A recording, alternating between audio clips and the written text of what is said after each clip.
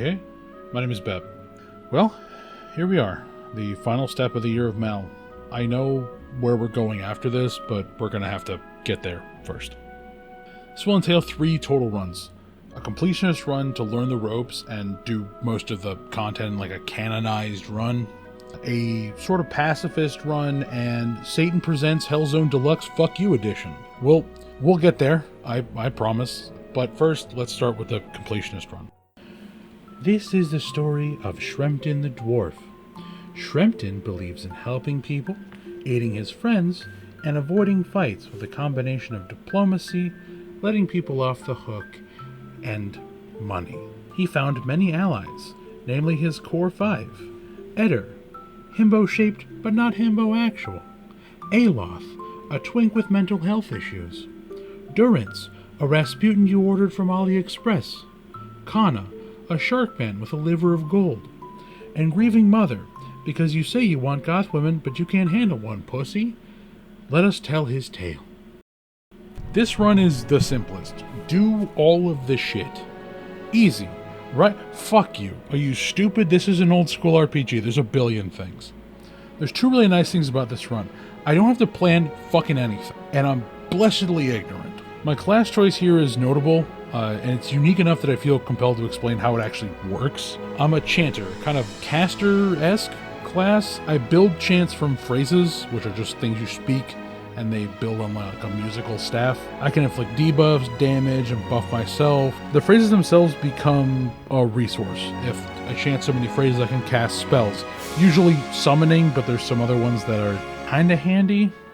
If you've played this game, especially if you've played it seriously, you already know why I picked Chanter, but hush you, no spoilers.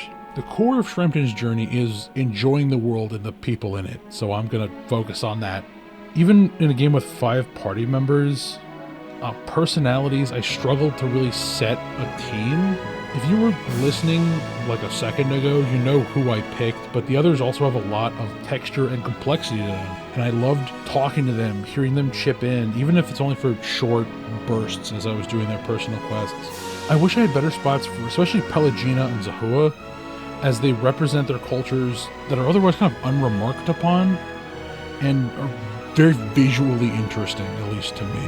Even if time with them is short, you're heavily encouraged to use the game's most important mechanic, your words. You can push people's lives in certain directions with those words. Whether you're ruling on an adulterous couple who killed an abusive man with a bear, or sparring with Durance on matters of faith. You can't fight the gods with steel, but you can sway them with speech. Your reputation matters. It can get you into trouble and out of it. The building of that, it makes even conversations without stated, like, stat check gates a little tense, because sometimes you just have to be fucking persuasive. You can't just win die rolls. You have to actually think about what you're saying to people. Maneha, who's a barbarian you find into the White Marchers DLC, failed to find the case that I made compelling of why we should remember things that traumatize us, and decided to tell Shrempton to pound sand and just remove the memories from herself anyway. It was kind of refreshing for a companion to be able to tell you to fuck off, even if you made a case that may not have been bad, but they just personally didn't find as compelling as it could have been. There's so many small bumps and impacts you can make on people, I don't really want to spoil it. The true joy is finding how you wish to interact with people, and neither I nor the magnanimous Shrempton would want to take that from you. That being said, my only complaint, really, is that there's these gold-plated NPCs you can run into who are kind of just bursts of short microfiction. It had to do with how the Kickstarter was run, and I respect why Obsidian did it, how they did it. I've listened to Blood, Sweat, and Pixels, but also, like, I understand why that would be attractive to people as an idea that they could put their little character in the world. I get it, but at the same time, I'm here to read Obsidian's writing on, like, main shit that matters, not a billion little pieces of random stories from people's D&D characters, you know? I don't think it's a knock on the game, it's just something that I personally didn't find that engaging, and I stopped engaging with it in turn. I do want to talk a little bit about mechanics, because this is kind of the only run with a normal party. You'll see what I mean in a bit. Eder and Shrempton were pretty easy to play. They're both kitted out to fight up close and mostly stay stuck in. Kana is also a chanter, so I had him instead of learning the same phrases as Shrempton. For by and large, he also learned like some different supports. He was backline, bow and arrow kind of stuff. They were easy to kind of grasp. The other three are a little more complicated. Grieving Mother is a psionic. They're called ciphers in this game. She's hard to find a place for. She's not tough enough for frontline, but her range on her ability is not long enough for pure backline. Usually I used her to dominate and debuff enemies, but mostly I kept her kind of away from the danger because she'd fold pretty quick. Durance is an absolute beast. He's straight up support utility, does not have much damage at all, but he is the reason why the party was able to work the way that it was. The only issues I have with him are range-based, because his buffs are AoE, so there's an area of effect that it can hit, and to hit everybody, it encourages you to stay clumped up. But if you stay clumped up, people want to drop bombs on you, so it becomes a little more complicated. Easily the most babysitting character was Aloth. Aloth the Wizard is absolute glass cannon, first to kill and first to die. He was Shrempton's fragile little death machine. I spent so much time carefully managing his AoEs, his damage, and lockdown while getting characters like Grieving Mother on an intercept course for flankers, just because even though she couldn't stand up for long, she could stand up for long enough. But at the end of the day, Shrempton made it to the end of his story with all the grace he could muster, even if he stayed out of the dreaded swamp. I enjoyed his run quite a bit, actually. It's probably my favorite for reasons that should become clear in a minute. But he's not the only person making his way through the world. So, let's hear another story. This is the story of Sneakatron the Amawa. Born to a large family, they struggled to make good money, and when she was freshly an adult, she was sold off to clear the family's debts. The adventuring party who bought her, the particular path, were composed of other Amawa: Harry, Liam, Zane, Niall, and Louie. Although she dreaded her time initially, she quickly found the company was not her personal hell, but her personal harem. Once the world was threatened, she realized she would not be able to get five-way dick-down crazy style if society collapsed, and elected to do something. Just her 5 boyfriends, and their 6 bears. Oh yes, there's 6 fucking bears. Let's see what this group is capable of.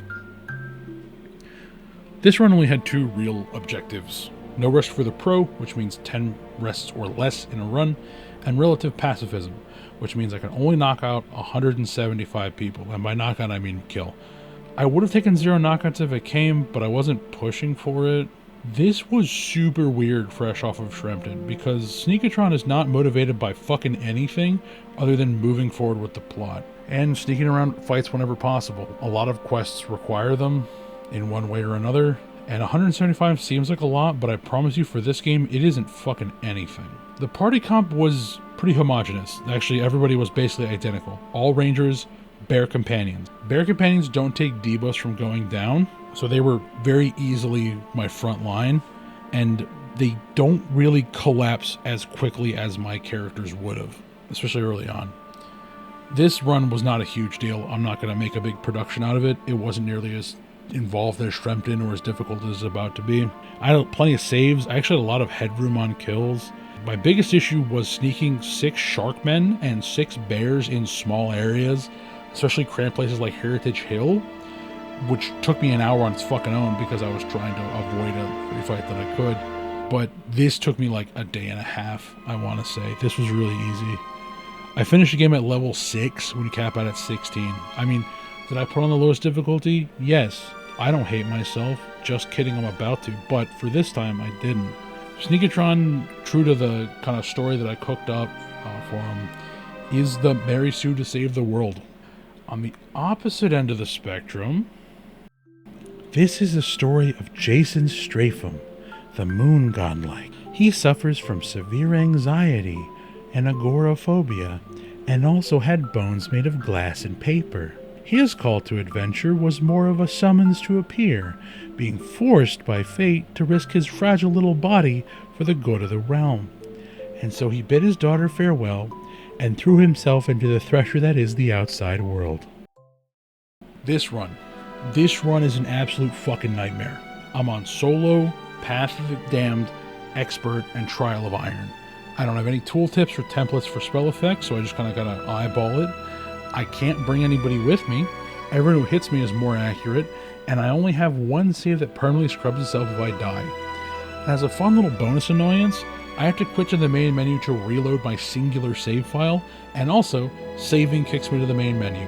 Fuck me, I guess. I go with Moon Godlike because it has a nice healing passive, which is required because no one else is helping me, and this build is meant to be durable, sword and shield style, upping all of my passive defenses just because getting stuck or petrified or paralyzed could just completely kill you on the spot. It's not strong early game. At level 9 though, Jason should really come online and be a beast in his own right.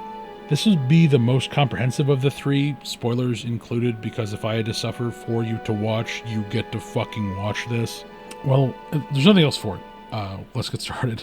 Cillian Lease is the first and last time I get literally any help, and I'm perfectly happy staying semi-passive as I let my incredibly weak damage over time chant chip away at wolves and Clonfothans who are mad that people keep invading their holy sites, which, I don't know, I valid. I'm super skittish early on, and I'm paid back in kind when I don't really feel super threatened. The ruin of Sealant Liss was a Oh yeah. So I turned on the developer commentary for this one, and honestly, it's super insightful. I would recommend this if you have a head for game dev and do have a lot of love for this game. I clear the traps, and then I push out into the actual plot of the game. My two only companions completely get flatlined, so now I'm pushing south. I know the Vale Woods has a quest I should do, freeing the cook from the brigands. The fight is a little scary, but my phantom is able to come down and pull his own weight. The phantom summon is basically what carries all of my damage early game, as I'm desperately trying not to get fucking murked. I know there's a bear also in here that gives a decent amount of experience, but that bear would beat the fucking brakes off me, so I'm leaving it alone. I get a nice view of the hanging tree, which is notable. It's a genuinely effective and horrifying set piece. And I try to report to the inn. Aloth is out front, and he starts a fight with some villagers. That's semi-inaccurate, but you know what I mean. I help him basically to get easier access to the door. I do have to tell him to fuck off. A nice thing is that most companions do not try to force themselves into the party. Very nice of them to do that, because it makes it easier so I don't have to shoot them down. I do take all of their stuff though. I need all the gold I can get my little blue hands on. After that, I turn in the kitchen quest that pops me to level 3, so I set about town grabbing all the quests that I can. I can't even finish most of them yet, but I can resolve like issues with the grain mill, stuff I can talk my way through. As I explore Esterwood, Kolsch asked me for help with a revolution, but I struggled with a fight with Lord Roderick with Shrempton, who had a full party. I'm sure as fuck not doing it with Jason. This guy's out of his goddamn mind. I will, however, go steal from Roderick's castle. The area is really dangerous, as being caught out with the wrong enemy means I'll just get absolutely swarmed and pounded on. There's a lot of quit outs here as I struggle under not being allowed any backup saves, and I just have this growing anxiety. I'm not nearly strong enough to fight like 2 guys here, and I realize that I can just sneak across the battlements undetected if I time it right. I put on a disguise like a Monaco all over again, and I bullshit my way through the guards. I talk to a priest, I do a lot here, but mostly I'm here to steal everything that isn't nailed down. I also completely fuck myself because I can't access my stash, which is not something I had to deal with before. So now I just don't have my best armor, like an absolute idiot. I then make a monumental fumble. Because of how autosaves work, I walk out of the door from the battlements earlier, and I get a fight started. I don't have armor on. I can't back out, and I thought I fucking bricked it. I figured out the way out, which is run straight down, engage, drop the phantom straight behind him so everything's in a vertical line, and then go left and kill the melee guard. Because otherwise you get absolutely fucking mollywopped as you try to either run left and you get swarmed, or you run right and you get swarmed even worse. It's simple in concept to do this, but man, I was fucking distressed. I grabbed the resting bonus that makes me better at Lux, so I could free a guy stuck in the basement for more experience. I side with Roderick for more experience. I can't actually complete this quest yet either, but I can now move around a little bit more freely. I steal more stuff, which helps me buy a bronze horn, which will come into play a little bit later. At this point, I get the brilliant idea to try to clear the dungeon under Gilded Vale, the Temple of Aothis. This does not go well. I'm still pretty squishy, and I often have to retreat and heal after even a singular room or half of a room. I do monumentally fuck up, and Wurton, who actually gives you the quest down here, as I'm retreating trying to get more damage from my chance, He gets bushwhacked. So I fail the quest, and I forfeit all of that potential experience. I still need money for items because the Bronze Horn basically wiped me out, and I know that money could solve a lot of my problems. God damn it. Okay. Also, of note, you can be reduced to 0 HP, but if you quit to the main menu fast enough, it's like it never happened.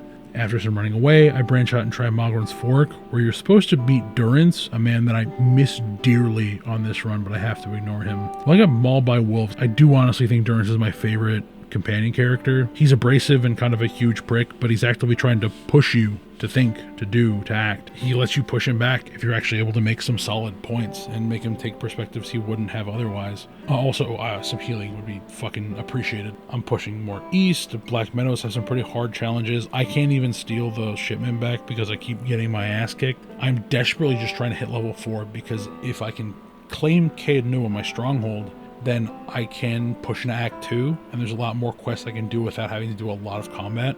I tried fighting some trolls before realizing their regen is actually faster than my chanting, so it's not really worth it. I killed one after taking a long ass time, and I tried Kender. Exploration experience actually pops me to level 4, but I want to talk about Kender for a bit as a concept mechanically. I love the stronghold. It takes money and time, encourages you to do other things and travel more, but also it's profiting you in a lot of ways. You can get access to magic items, you can send companions on them, on quests to get them. Jason can't, he doesn't like people and doesn't have any, but he can make use of amenities to get a lot of rest bonuses, which can be very important to get specific boosts later. Deep underneath is also the Endless Paths of Nua, a mega dungeon with a boss at the bottom I actually have to tangle with. However, a more pressing issue to the throne room is that I can't actually get through it. It's stopping me from progressing. There's a shitload of ghosts in there, and I try summoning the Onomot to help. I try stealing the sword out of the fucking pot that's a good against ghost. Doesn't help. If I get hit one time badly, then I'm just gonna get chain stunned and my ass is toast. There's no way I can move forward. I fight some stuff in the woods, but I get mauled by actual regular boars, and I decide trying to move around more might help. I move south to Anschlag's Compass, where I valiantly fail to save a peasant, and then I run into a new pain in my ass, the Zorips. They're little lizard bastards. They come in packs, and they can stun you, which means they can chain stun you, because stunning you makes you more susceptible to getting stunned again. It also interrupts my chanting, which means I'm not doing any damage at all while I'm stunned, and I'm not building phrases. Like, I'm completely fucked if I get stun locked. As I show you more of me getting bullied, I need to mention an item here and who's helping me to kind of do this run. I have two guides that I'm following. One, a written one by Kender, and a video one by Baldur's Gate 2, which I'll both link in the description. Kender's guide is better for the build information, but he's not too drilled down on the specifics. Baldur's Gate 2 buys a specific item here, the Royal Deadfire Company belt, and now I'm looking to do the same. It offers a lot of good bonuses when I get it fully opened, but I really need any kind of power spike. The main issue is that I can't fucking afford it. With my little boost though, I'm able to go and clear fully the Temple of Aethys, which gives me just enough money to afford the belt, and I'm pretty broke. Oh yeah, that's right. Soulbound items require tasks to level up, so this fucking thing, while being 100% worth it, means I gotta get my ass beat some to make that happen. After some more struggling, I actually come across a trick BG2 uses. In the throne room, they sneak in, trigger the conversation with the throne itself. It's complicated, I'm not getting into it. And then when the fight starts, they summon the Onomot and then run down the hallway. They're long enough to break the aggro range from the ghost, and the Onomot sucks, so it dies immediately. And so they will just go downstairs and tangle with current master of Kender, Merwald. This isn't too bad. After a little finagling, I'm able to pull him away from his summons and subject him to the most lopsided blender, where one blade's a butter knife and the other's a supernatural ass beater, but I make it function. I do almost get killed, forgetting his summons are still in the room, and I just walk straight in there with my mouth open. But I do finally actually take control of my stronghold with Act 1 clear. I fucking sprint into Act 2 into Defiance Bay because I need level 9 like a thirsty man needs any liquid at all. Still getting my ass beat when I try to clear these missions, but I'm grabbing all of them that I can. I know I'm siding with the Crucible Knights because they have a flat +2 damage reduction they give me as a kind of final gift. But I can still do the interquest for other factions if I can be fucked. During the walking around process, I hit level 5. I get a new phrase, which leaves an ice mine it's a lot less useful than it sounds. Clearing quests is really a struggle. I don't have much crowd control at all, and group fights usually just end up people swarming me and beating my ass, or catching up to me and beating my ass because I'm not fast enough to run away. Quests as simple as stop the thugs harassing the brothel becomes a complete fucking pain. Although Jason, as a man of the people, a code for he does not like getting yelled at, decides to make the brothel lower its price instead of getting it for free himself. I tell a guy to get out of town, I kill some minions, I kill a wizard, I get a walking stick, kill a guy for the mob. I pop a level, I get a new spell. At the sound of his voice, the killers froze stiff. It's a pretty useful AoE stun cone. During this time, I also level up enough with my belt to get a new tool, Torrent of Flame. It only works once per rest, but I'm resting so much that that's basically once per fight. It does a beefy damage, it's got okay range, and it doesn't interrupt my chanting, which is really important. That alone makes the belt worth it.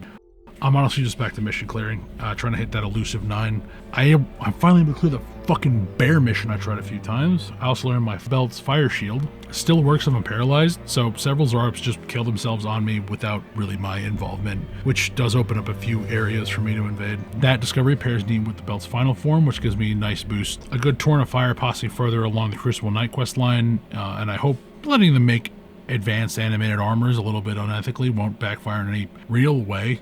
I got the second quest in that line, and I'm gonna give it a go in a bit. I'm sorry if you find my lack of detail frustrating, but it's hard to find a bunch of unique and interesting ways to say, I went here, I circle strafed and bonked them until they died. That's kind of all I've been doing. Oh, I do learn the fun lesson that level 9 animated armors can still curb stomp me without much of a sweat.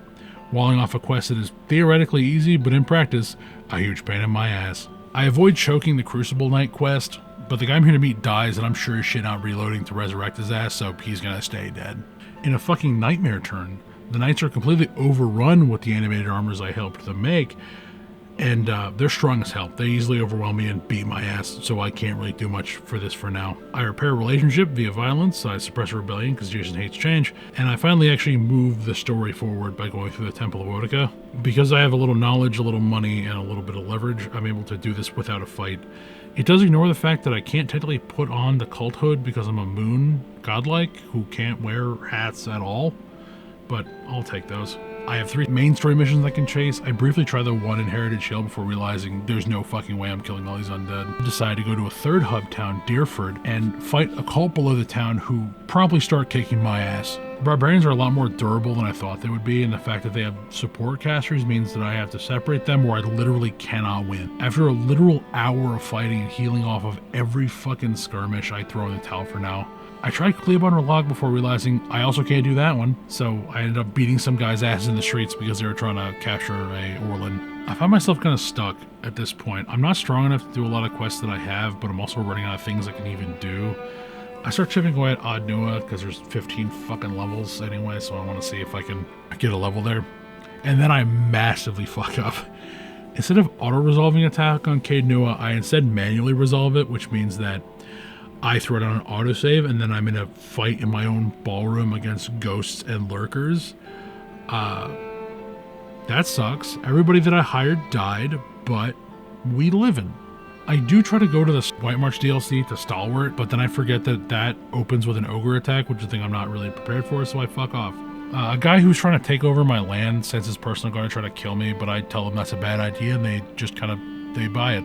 This does mean I do have the mission to go hold Cade Nua, but I do actually want to do that for a cool-ass ring. I finally finished the cult under Deerwood, and Jason, upon realizing that his options are to have a loud argument with people or just let a girl become a sleep rager that kills nobles, decides this isn't really his problem, and he bounces out. For some reason, he decides he wants to fight ghosts again, so he goes to the lighthouse in Defiance Bay, and turning a corner into a choke point just kind of works out. I'm surprised too, to be honest. I mean, a kid with her dead ghost mom, and then that buoys me into trying to fight all the Forge Knights. It's so goddamn annoying, it takes so long, but I am able to grind it out. Fight a ton of spiders, negotiate with an ogre, and then bam! We are here. This is level 9. This is what it was all about. I'm suffering. Put me out of my misery. Let's talk about why this level is actually so fucking important. I unlock the chant, the Dragon Thrash, the Dragon Wailed, which is an AoE dot that does continuous fire and slashing damage. I don't have to cast it. It stacks as long as I'm chanting, and it's honestly fucking ludicrous. I immediately go back to Heritage Hill with all the undead and hit it like a goddamn cruise missile. I'm so much stronger with this one level, it's fucking comical. Kiting is now way more dangerous of a strategy because I'm doing way more damage. I am still susceptible to getting crowd controlled and dying. I'm pretty strong, I'm not a god. I clear the area and a nearby house of undeaded nobles before feeding some innocence to a guy that fucked this whole district up and absorbed the power of the machine myself for the gift of the machine. Another passive boost, and I'm taking every one of them I can get. Now my next objective is the sanitarium, a fight which should be hard, but Dragon Thrash makes it into kind of a joke and I completely cruise through it. I go down south and just beat some drakes after they beat my ass. I beat a boss drake. It's not immune to fire, so I'm able to chip it down and kite it. It's a little taster of the dragons to come, but it's not going to be as potent. Wind thoroughly in my sails, I head to Cleobon Relag. Now I'm able to venture deeper and much more boldly because Dragon Thrashed is liberating, honestly. I am frying these motherfuckers with the power of Dragon Fire. I unlock a new summon, Erdle and Girdle, who are a pair of ogres. They don't swing very fast, but they're big and tanky and they hit pretty hard, which is honestly a godsend because the Phantom's been kind of falling off the higher up I go. I smash my way through, blah blah blah, and I finally fuck up the machine in here before bouncing out and doing what I need to move into the last act of the game. The Crucible Knights let me represent them in a trial of whether people doing questionably ethical magicine should be banned, but the Duke of Defiance Bay gets crispy fried Kentucky style by our possessing antagonist I haven't mentioned before now because he annoys me. His name is Theos. He's just kind of a dick because he was supposed to be a dick for forever. Fuck, this guy, he's a good antagonist, but man, he fucking sucks balls. The whole city falls to chaos though, and I have to leave. I'm now allowed to go to the Glenfothen town of Twin Elms. I've not been mentioning environments much, partially because I'd rather you play it, partially because I only have so much time in my mortal life. But God, I love this section. All the areas here feel super unique, and compared to the European fantasy of Defiance Bay and Deerford and Gilded Vale, it's so cool in a way that's still like obviously related. Like they're not aliens, but they are unique. I'm not saying the entire game doesn't look good, it does, but things like the Temple of Galawain being a gigantic stone wolf head you walk in the mouth of is the kind of stuff that stays with you as pieces of fascinating iconography. The irony is that by this time, in the writing process and the playing process, I was exhausted. I fed some guys songbirds because I wanted a boost. I did all attached to the gods because it was expedient to get more experience. I still have the hardest stuff ahead, and it feels like the summit is just so cavernously far away. As far as the god boons go, I do side with Galawain because his is the most helpful to me. But the exhaustion was making my play sloppier too. During Galawain's quest, I fucked up and put myself in a really, really bad position, and I ended up having to draw the Queen Lioness all the way across the entire temple because I needed help from friendly NPCs or I was gonna fucking die. I fucked up clearing Rimmergon's temple and accidentally get the NPC I was trying to free killed, which means that I lose a perk because I forgot where all the hostels were and threw them into a fucking wood chipper by accident. It's frustrating because I was fumbling and I wasn't even doing the bad shit yet. I hit level 12 at the end of the ordeal and it only draws the end nearer to me and more aware that I'm fucking up and I need to get my shit together. I do need to clear every bounty in the game, so I just kind of do those. It's a nice change of pace, no weird ambushes, just taking myself and becoming the bringer of Dragon and Fireclaw. Alright, that's fair. I did that one to myself. Alright, let's punch on some weaker ogres and start trying the White March again. Clearing town is pretty simple, but I do have to stop and heal pretty often. They're still ogres, they still hit pretty hard. I beat them back. I get actually the town proper. I gamble in the basement of the inn, which does give you another nice little passive perk, and then I just try to grab every task I can to hit max level. Some of these enemies are just old stuff reskinned, but some, like the Languifeth, are new fucking crowd-controlled nightmare creatures, and I have to just smash through them with raw power. Some of the quests here are really cool, like hunting down a man's son that became a werewolf, or the entire subplot with the sketchy priest in the temple. I hit level 13, and we're getting closer to the cap.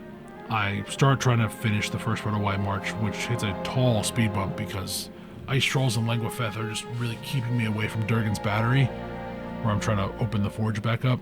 I do make peace with the local ogres, I fail to save a guy from a cliff, and I clear out the first round of bounties here. I hit level 14 before going to the trapped house of local inventor slash bitter lunatic Alvino. I like that this place isn't covered in ice and snow. It's legitimately a break for my eyes. He did make Suicide Bombing Construct, which was not very cash money of him, but I pushed through and get the Lost Device. I also turned on another party member, but move on. More bounties, blah blah, fire called. Now that I have the power of ogres on my side, I elect to finally handle the challenge to Caed Nua. I do this for 2 reasons. 1, I really want that ring, and 2, I really want to stun on the dickhead who tried to take my castle from me. Unsurprisingly, Jason absolutely lays waste to this guy, and agrees to pay taxes to not deal with whatever the IRS is like in a world where you can eat people's souls. With Erdl and Girdle, I'm finally able to clear that ogre bounty that had my ass earlier. Hit level 15, and I keep on collecting heads, including a rematch with that undead wizard who I bonked earlier. Bounties, bounties, bounties. In a hilarious turn of fate, I hit level 16 at a place this all started, selling at least. And now I'm as strong as I'm going to be by base stats. I get my final summon, which gives me animated weapons. It's pretty good. They're a little squishy sometimes, but it's going to be pretty slice and dice. Also, here's where I fuck up pretty significantly. Not actually in-game, but out of it. During this process, I have acquired a new computer, which I'm actually recording this audio on. And in the transfer, I lost specifically the end of White March, so the clearing of Durgan's Battery, the Sky Dragon, Audra Dragon, and Alpine Dragon. I am a miserable fool. White March is easy. I just raid the battery. The Sirens gave me a little trouble, but everything else is pretty simple. And I'm going to recreate to the best of my ability the fights with the dragons using Shrempton, because he's a chanter and has basically an identical build. I am going to gift him God Mode. This is a reenactment between actors. It's not an actual fight to the death. And also because I only have so much life in my finite flesh prison. Don't take this from me. I'll fucking kill you. The Sky Dragon is the easiest by a lot. It summons little elementals that can stun you, which is kind of annoying, but it's not very hard to just dispatch all of them. After it's just you and this thing, and you're not standing still, it's just spin to win.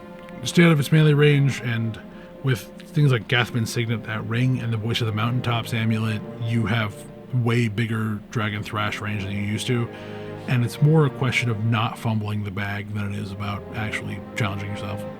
The Audra Dragon is a different beast entirely. It's far stronger than Sky, but it's a lot slower, and has way more annoying adds, especially the Dragons, who can petrify you, and most of the time that's basically just death. The plan is to run past the dragon down this little curving path, let my chance obliterate all the little adds. After that, I do need to tank at least one hit to run by, but then I can try to tag the dragons with the chant without them petrifying me.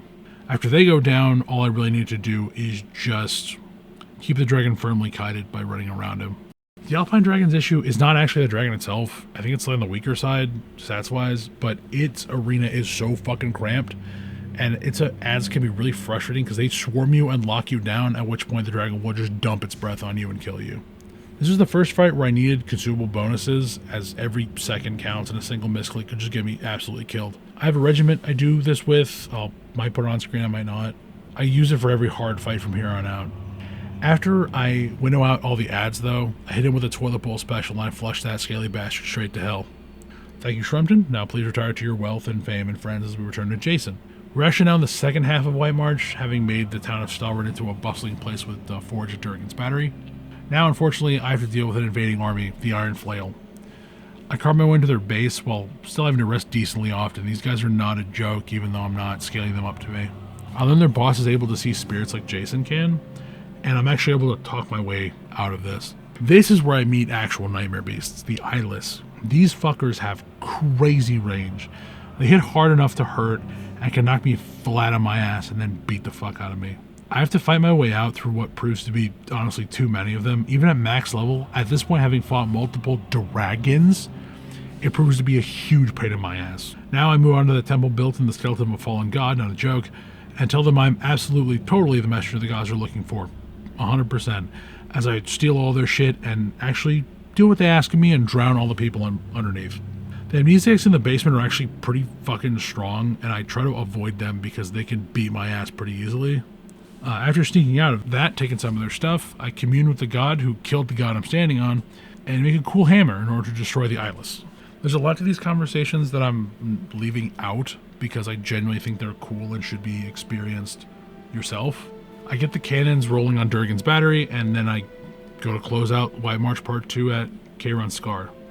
And Jesus Christ, this feels like a goddamn mistake. There's apparently a more accessible back way in that I didn't even see, but I'm stuck here struggling trying to pull one eyeless at a time, which only gets worse after Kraken tentacles come into fucking play and bully the shit out of me. And then, after all of this, I'm not even in the fucking place yet, disaster strikes. I fucking die. And just like that, Jason has left us. That's so much time that I've spent. What now? This is the story of Jeanette Stratham. Having heard of the death of her father, she picks up her freshly created inheritance, his box of tricks, and heads to the frozen north to avenge him. She has no heirs currently, and won't have anyone to avenge her if she falls. Let's see what an anxious bloodline can do for you. Cards on the table. Getting Jeanette back to where Jason was going to be a pain in my ass no matter how I sliced it. I did give her some boosts, and with that, I was able to power grind her back to where he was, but that took an entire day of my goddamn life. We pick up with her right outside of where her father perished. She's able to take down a couple eyeless inside, but after losing a real, actual, physical day of my fucking life and my last character, I don't really want to fuck with this right now. Instead, I decide to work on one of the two archmages I have to kill, Consulhot. The outside of his tower is currently being besieged by a very tough mercenary band, the Torn Bannermen, and I'm only comfortable really fighting them at like 2 at a time at most, and it's going to go sideways pretty quick if it's any more than that. I make use of my ogres, and also I have to frequently return to Kender to heal and keep my resting buffs up. The leader of the mercenaries is kind of refreshing. He's pissed at me, he hates my fucking guts, but he can't be talked down, but he will talk to you a little bit. The fight takes a little bit to get rolling, but once Dragon Thrash picks off any casters or ranged characters, you can safely kite everybody else pretty easily and get away without a lot of trouble. After clearing him out, you got a fun new nightmare to deal with. Ancient Death Guards. They guard the path to Consulhot, and dear lord are they fucking annoying. They're tanky, they hit pretty hard and can debuff you. Basically everything I hate in an enemy. The upshot is they stay dead, so that's nice. Inside of the Archmage's tower, after a proper hard fight to get in here, there are 4 apprentices I have to deal with. I agree to help Tanos, not because I like him, mostly because I can't be fucked to fight him as well. I'm going to have to fight at least 3 of these fucking idiots.